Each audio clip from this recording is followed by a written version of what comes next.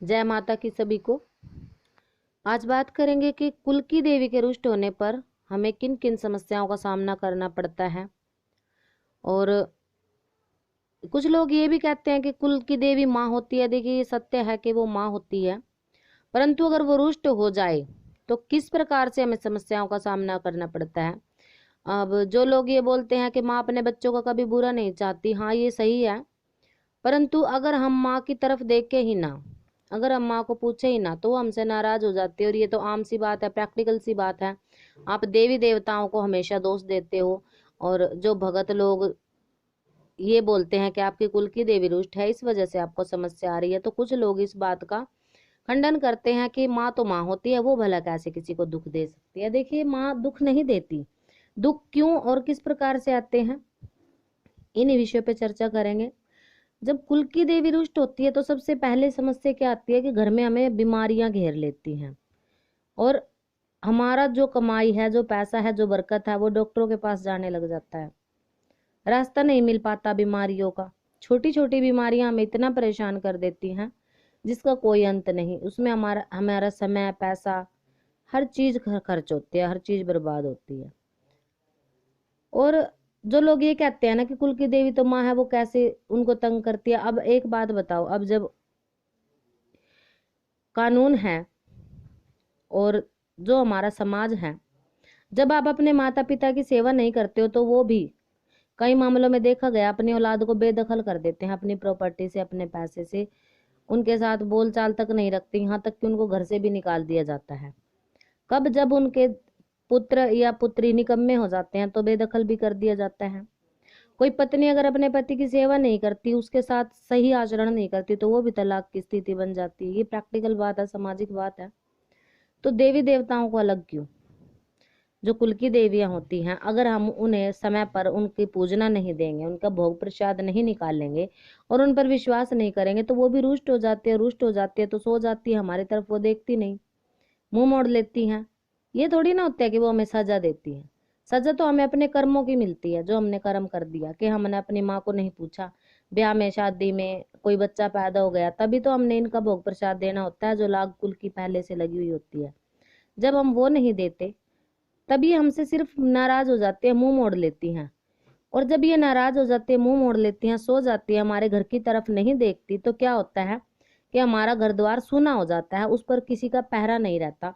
यानी कि हमारी रक्षा करने वाला फिर कोई नहीं रहता।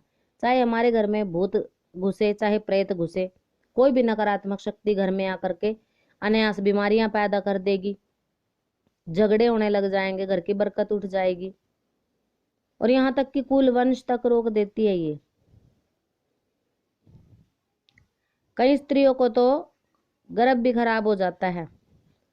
जब पुत्र हो तो गर्भ खराब होता है, और जब पुत्री हो तो बच्चा पैदा हो जाता है। बेटियां बहुत सारी हो जाती हैं उनके यहाँ, पितरों के और कुल की देवी के नाराज होने पे। यानी कि कुल मिला के कुल वंश को रोक देती हैं, और जो हमारे बच्चे हैं उनको गंभीर बीमारियां लगा देती है।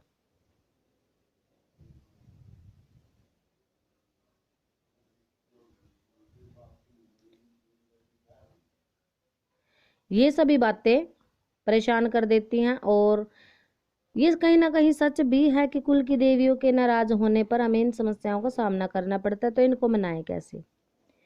देखिए, अगर हमें नहीं पता है कि हमारी कुल की देवी कौन है, तो अपने घर में नारियल चुनरी की अरदास लगाइए, कह करके, हे हमारे घर की कुल की देवी, मैं आपके नाम की अरदास रख रहा हूँ। मुझे नहीं पता आपका क्या नाम है, और मैं नहीं जानता आपका क्या भोग प्रसाद है। कृपया हमारी तरफ से शांत हो जाओ, हमें कोई रास्ता दिखाओ। तो अगर आपकी भावना सच्ची है तो वो आपको जरूर दर्शन देती है, चाहे किसी भी माध्यम से दे। कोई ना कोई चीज ऐसी दिखेगी आपको जो उनसे रिलेटेड होती है। या किसी ना किसी भगत के यहाँ जाइए, चौकी पर जाइए, पूछिए, किसी पंडित से पूछिए। जब पतरा भी दिखवाते हैं तो सारी चीजें पता लगी जाती हैं। क्या है कि आजकल की पीढ़ी थोड़ी पढ़ी लिखी हो गई है, इन चीजों में विश्वास नहीं करती। उनको लगता है ये पाखंड होता है जो कुल की देवियों की पूजना होती है। अब शादी हो गई, गठजोड़े की जात नहीं लगाते कई लोग, उनको बच्चे भी दे देती है वो नहीं मांगती कि तुम मेरी जात दो। पर अब देखो, शादी हुई, बच्चा भी हो गया, फिर भी आप उनको नहीं पूछते।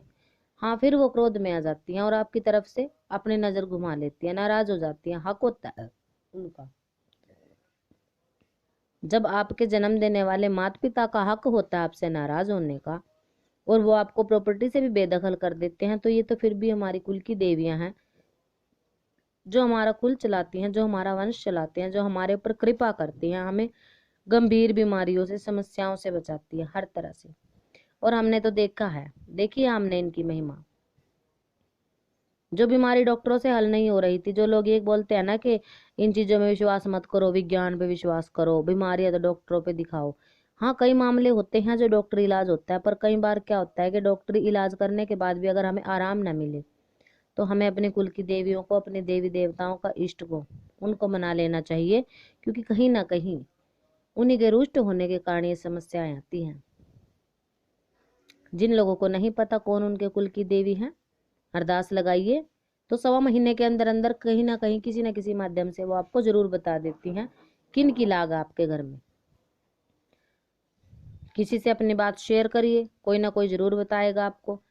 तो देखिए, हम तो यही कहेंगे कि अपने घर के देवी पुत्रों को पूजो, कहीं धक्के खाने की जरूरत नहीं है आपको। अगर आपने उनको सही तरीके से पूज लिया ना, कोई सोना चांदी नहीं मांगती है वो।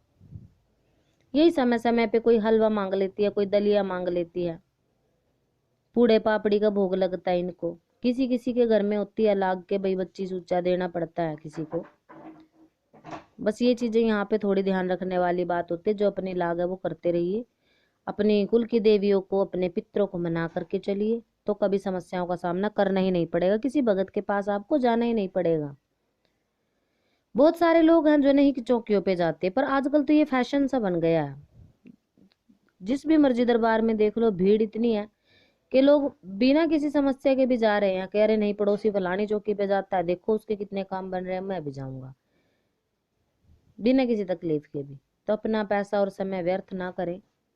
सबसे पहले खुद ही करके देखें, अगर आपको नहीं रास्ता मिलता है तब आप चौकी पर जाओ। तो आशा करते हैं जानकारी आपको पसंद आई होगी। मिलते हैं नई जानकारी के साथ, तब तक के लिए सभी को जय माता की।